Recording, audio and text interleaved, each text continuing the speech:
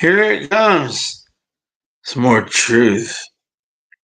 Driven to protect both her sister's life and the people being scammed, created a fake Cash App account designed to intercept donations. Right now, using a Cash App that is in my name, I will Cash also be App. posting my actual. We gotta learn something about Cash App. However, this wasn't about stealing money. It was about preventing Lisa from receiving funds that would directly contribute to her drug use and potential overdose. The sister kept the account active for just 1 hour during a single live stream, declining all attempts to send money.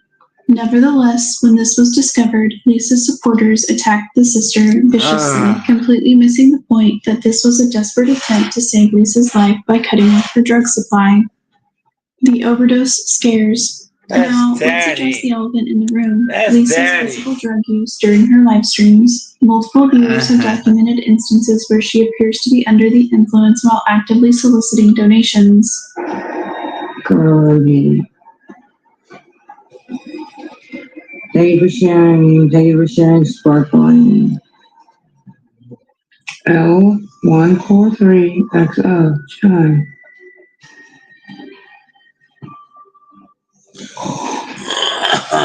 Specifically speaking, this creates an ethical nightmare for viewers. They're literally watching someone destroy themselves in real time, while that same person asks them to fund the destruction. Okay. Because you had a friend called and said they were concerned about you. It's not a friend. It's an idiot from the internet.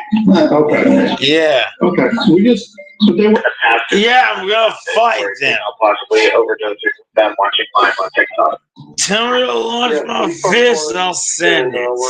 Unfortunately, the fear of overdose isn't theoretical. Concerned viewers have called authorities multiple times when Lisa's behavior during live streams suggested she might be in medical distress. But Lisa's drug use didn't just affect her health. It created a housing crisis that she then weaponized for donations. The same house where police found deplorable conditions became the subject of constant fundraising campaigns. Kind of. However, rather than addressing the underlying addiction that created these conditions, Lisa simply used the housing crisis as another reason people should send her money. I'm going to rehab, Miss Coca, and I've been needing to go. And I'm catching a Greyhound, and I'm doing 2 transfers. So when we get off, I need money to eat, and I also wanted to get a pack of smokes. Really, help her. Is more important. That's what it's for. Nevertheless, every dollar sent for housing improvements went toward drugs instead, ensuring the cycle would continue indefinitely. Blank. The loss. Blank. Now we reach the most devastating consequence of Lisa's choices. The moment that should have served as her wake-up call instead became just another tool forgotten. Lisa's addiction and neglect eventually led to losing custody of her children. But instead of taking responsibility, she found ways to exploit even this tragedy for financial gain. However, what makes this particularly heartbreaking is listening to her sister describe the impact on the children, especially young Jace, whose name had been dragged through Lisa's fabricated cancer story. And her child has been removed out of her care now, and although I hate to see that. Specifically speaking, the children were being properly cared for by other family members who had stable homes and resources. Lisa's constant fundraising in their names wasn't about their well-being, it was about maintaining her drug supply. Unfortunately, losing her children didn't serve as the wake-up call it should have been. Instead, Lisa doubled down on her manipulation tactics, becoming even more aggressive and desperate in her fundraising efforts. The link is in the bottom. Somebody sent a fucking dollar for you to get a fucking pop, dude. Nothing. 89 degrees, no drink. But this escalation revealed something crucial about Lisa's psychology. She had crossed into a realm where no relationship, no boundary, and no moral consideration could compete with her needs. She'll never be loved. So that's fine. Get her. Not even by me. Not even by me. She'll never be Even loved. as her behavior became more erratic and her lies more obvious, she continued to find new victims willing to send money. She'll never be loved by me. From Lisa Richards' descent into She has to go west. Her story Deeper represents west. something darker than simple internet begging. It's a case study in how addiction can weaponize human empathy against itself. It's pretty long.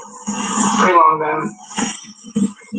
Pretty long. So if anybody can help, I do want to get something. I tried last night and I didn't get anything. They were being very rude on here. You know, really upset. And I just, yeah, I'm upset. Thank you for sharing that. I'm not going to really help. However, Lisa's story also reveals the failure of social media platforms to protect vulnerable users from predatory behavior. Despite multiple reports, account bans, and Yeah, it's gonna go in the evidence of fraud, ground. she continues to find ways back onto platforms not where gonna she give can up. access new victims. The enabling economy. But we can't discuss Lisa's story without Some are gonna be examining the zombies. ecosystem that enables her Are you behavior. willing to fight? TikTok's gifting system, designed to You're gonna support fight the legitimate zombies. creators, becomes a direct pipeline for funding addiction when exploited by manipulative users. Express your exclusive love to creators with unique gift combinations. Select your favorite gifts, put them in a gift box, and send it to show your support. Specifically speaking, the platform's algorithm actually rewards engagement, meaning Lisa's dramatic, emotional content gets pushed to more viewers than calm, rational content. The system is literally designed to amplify exactly the kind of manipulative behavior she specializes in. Unfortunately, this creates a perverse incentive structure where being more manipulative, more dramatic, and more exploitative leads to greater financial rewards. The victim impact. Now let's consider the real victims in Lisa's story, and there are more than you might think. Obviously, her children have suffered immeasurable harm from having their names associated with fabricated medical conditions and public begging campaigns. Her child has been removed out of her care now, and although I hate to see that, and I can't imagine, but I will say that that child